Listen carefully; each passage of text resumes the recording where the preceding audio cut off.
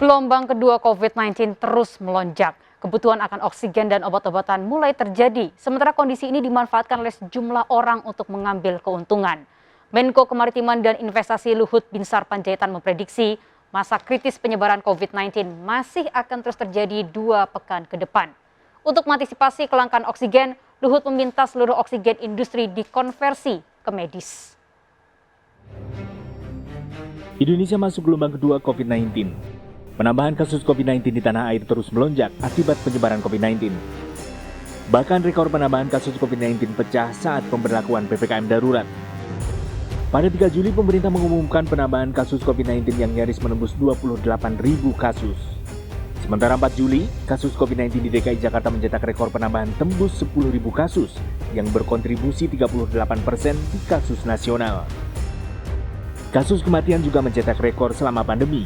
Pada 4 Juli dengan 555 kematian. Ironisnya rekor kasus justru terjadi di saat pemberlakuan PPKM darurat. Menteri Koordinator Bidang Kemaritiman dan Investasi Luhut Binsar Panjaitan memprediksi masa krisis penyebaran COVID-19 hingga 2 pekan ke depan. Jadi angka ini terus naik dan ini 10 hari ke depan menurut hemat saya mungkin 2 minggu ini akan juga terus bisa naik. Kenapa? Karena masalah inkubasi daripada varian ini masih jalan.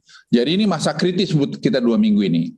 Nah, oleh karena itu tidak boleh tadi masalah obat, masalah tadi oksigen, masalah kesehatan, kemudian buat hoax, membuat berita-berita tidak benar, itu akan kami tindak dengan jelas. Jadi karena apa? Ini masalah kemanusiaan. Kita ngurus oksigen aja udah pusing.